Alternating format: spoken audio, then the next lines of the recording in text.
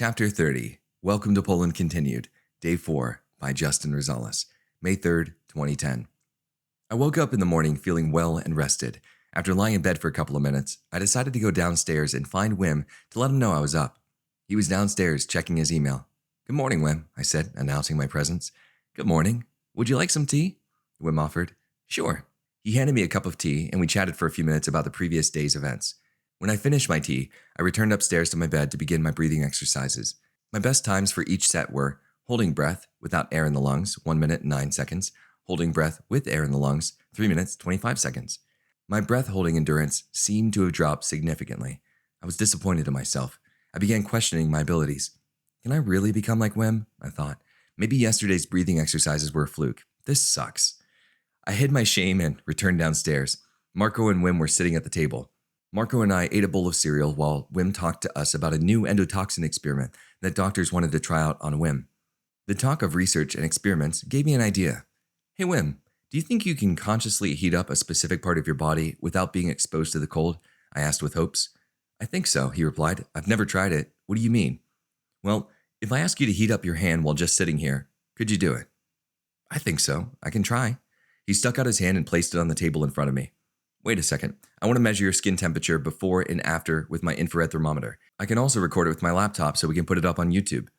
"That's a good idea," he exclaimed. "More footage for YouTube." I pulled out my infrared thermometer from my backpack and turned on my laptop. When the red light turned on to indicate that it was recording, I aimed it at Wim's arm and took the temperature in the palm of his hand. My infrared thermometer read 30.1 degrees Celsius, 86.18 degrees Fahrenheit. I then told him to do his thing and heat up his hand.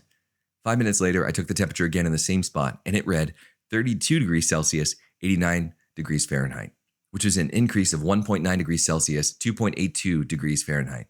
This simple feat fascinated me. It showed me that his ability was real and not some cheap parlor trick. He had his left hand on the table in front of me the whole time and warmed it up right there in front of my eyes. It would be quite the interesting clip for YouTube. Wim then encouraged Marco and I to try it too, yet after 5 minutes, neither of us could raise the temperature in our hands. "Don't be discouraged," Wim said. "Now you know the potential exists. Let's grab our things and go climb the small mountain we walked by the other day." Marco and I ran upstairs to change. A few minutes later, we were walking along the dirt road again with Mishu by our side. "Mishu enjoys long hikes," Wim told us. When we came close to the river, we diverged from the path and started walking toward the mountain. As we approached it, I noticed that it rose several hundred feet in the air. Large, rocky overhangs cast shadows at our feet. I wish I had a small mountain to climb near my house, I thought. It took about half an hour to reach the top. Although the climb was steep, the sweat dripping off our faces indicated a great workout. Wim led us to a spot at the edge of a cliff overlooking the entire river. The terrain was steep and covered with loose rocks. We each searched and found a spot where we could sit comfortably, without sliding down over the edge. We sat quietly, gazing out over the valley. After several minutes, Wim spoke. "Now we sit and meditate. Try to think about your goals and your life. Visualize who you want to be and what you want to become. Try to understand yourself.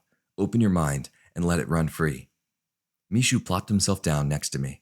His heavy breathing made it difficult to concentrate, but after a few minutes, I was able to think clearly.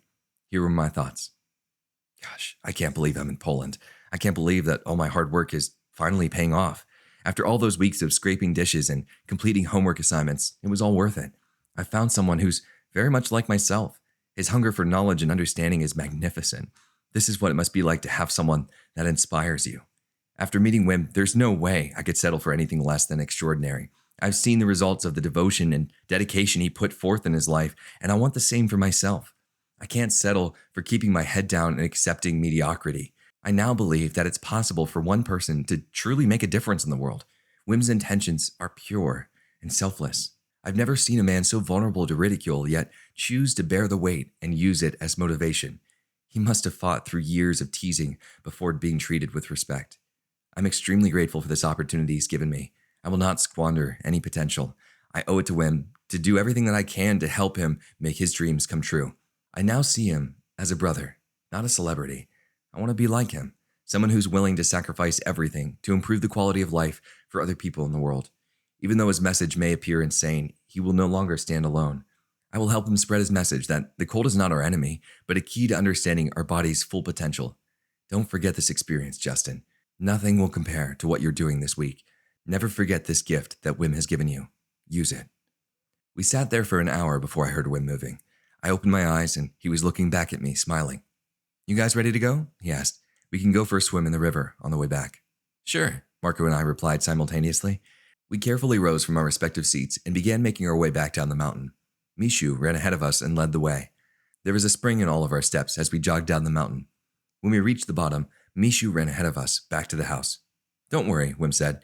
Mishu will be okay. My neighbor will let him back in through the gate. It only took us a couple of minutes to reach our swimming spot. We changed into the bathing suits that we had previously stuffed into Wim's backpack. Marco expressed his interest in submerging his body deeper into the water this time. He seemed excited to push further. The meditating on the mountain must have boosted his confidence.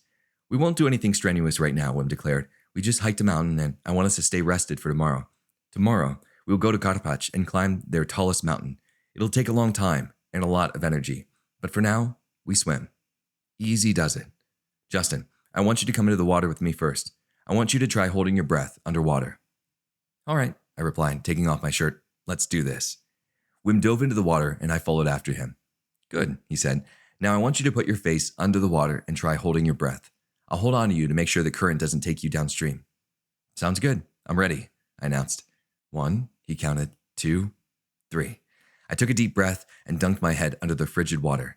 It was really hard to stay in one place because of the strong currents, but after grabbing my knees and curling up into a ball, Wim placed his hand on my back and stabilized my body.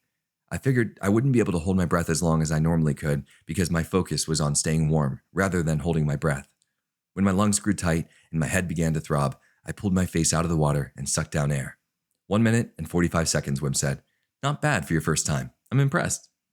I smiled back at him and began swimming to the edge of the water. All right, Marco, your turn, Wim called to him. As I pulled myself out, Marco lowered himself into the water. At first, he only let his knees in so that his body could adjust slowly. After about 30 seconds, he lowered himself into the point where the water reached his navel. Wim stood by him, encouraging him as his body readjusted. After several minutes had passed, Marco raised himself out of the water. Nice one, Wim said as he pulled his body out of the water. Easy does it. That's the way to do it. Slowly put more and more of your body in until all of your body can handle it. Good work. Let's go back home and eat some dinner. Not much happened once we arrived back at timeout. Wim prepared us a delicious vegetable and pasta dinner. You both did a great job today, he said while smiling. Tomorrow, we will take on a big challenge and climb the mountain in Karpach. It will be cold up there, and hopefully we can find some snow. After dinner, we listened to some music and looked over the pictures and videos that we had recorded thus far. Surprisingly, there was a lot of good footage. When I look at our YouTube video in the future, I will cry, Wim admitted. I will cry because I will remember the bond we shared and the good people that you both are. I love you guys. Wim built a fire and we sat there, enjoying each other's company for the next few hours. We laughed and reflected on the memories that would last us a lifetime. Eventually, my eyes grew tired and I required sleep, so I bid Wim and Marco goodnight and went upstairs to my room. After documenting the day's events on my laptop, I fell asleep, the happiest I had been in years.